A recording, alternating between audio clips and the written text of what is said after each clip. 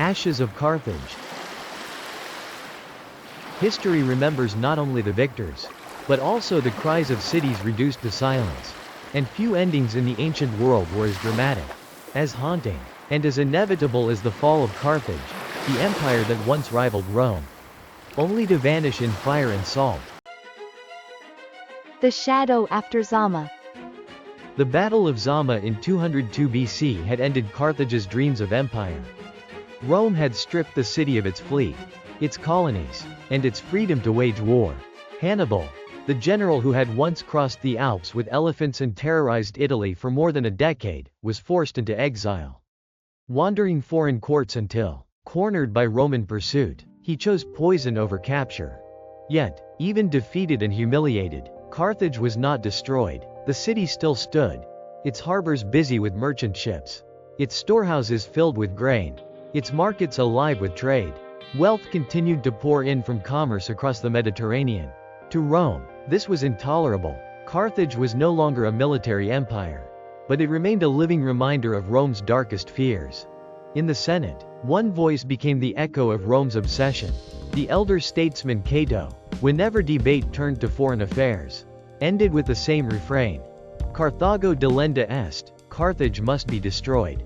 Over time, his words became more than a warning, they became a prophecy.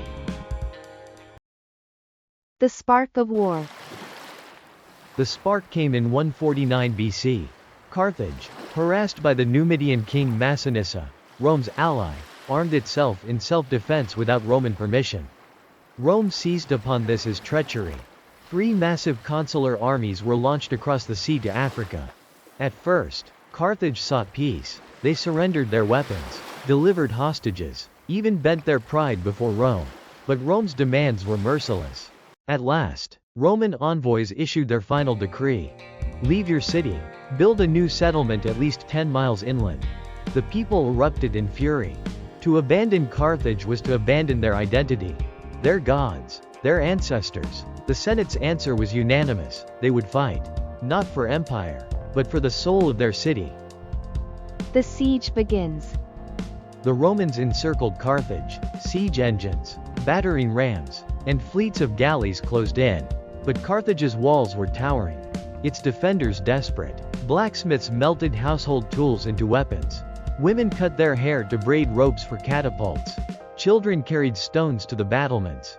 Every assault cost Rome dearly. Arrows darkened the sky, and boiling oil rained down on attackers.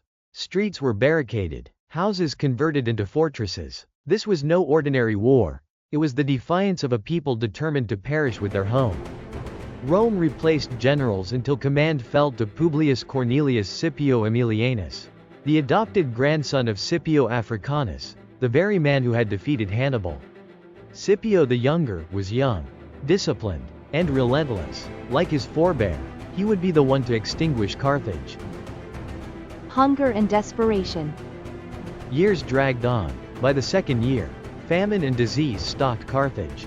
The once mighty storehouses ran dry. Corpses lined the streets. Yet even in starvation, resistance burned. Carthaginian sailors made daring night raids, slipping past Roman blockades to seize supplies. Every skirmish bled Rome's legions. Inside the walls, prayers rose in temples while smiths hammered new swords from bronze statues. Hope flickered dim, but it had not yet died. The final inferno. In 146 BC, Scipio launched his decisive assault. For 6 days and nights, the Romans fought through Carthage street by street. Entire neighborhoods turned into battlegrounds. Houses were set ablaze. Fire spread uncontrollably. Screams mingled with the clash of steel and the roar of flames. Women, clutching infants, chose death in fire rather than slavery. Warriors fought until their weapons shattered. Then with stones, then with bare hands, the defenders withdrew to the citadel of Byrsa, the heart of Carthage, where the last stand began. At last, the walls of Byrsa crumbled. Resistance collapsed. The surviving few, perhaps 50,000 out of hundreds of thousands, were chained and sold as slaves. Scipio's tears. As Carthage burned, its flames painting the African sky, Scipio stood among the ruins. The sight broke even his hardened soldier's heart. Ancient sources tell that he wept. Quoting words from Homer, "One day, Rome too would fall, just as Troy and Carthage had fallen." He whispered to a companion, "A day will come when Rome herself shall perish." Ashes of a civilization. Carthage was not simply conquered. It was erased. Buildings were torn down, stones scattered. According to legend, Romans plowed salt into the soil so that nothing might grow again. Where once stood one of the richest cities of the Mediterranean, there remained only silence and ash. This was more than the death of a city, it was the extinction of a civilization.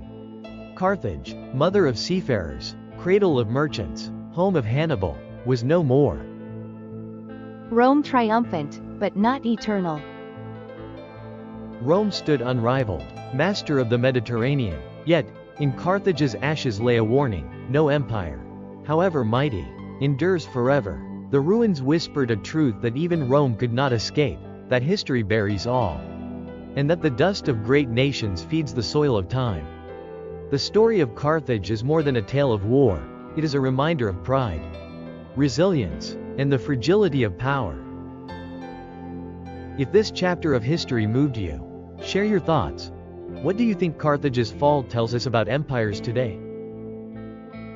Subscribe to The Turning Point, where true stories from the past continue to touch the soul.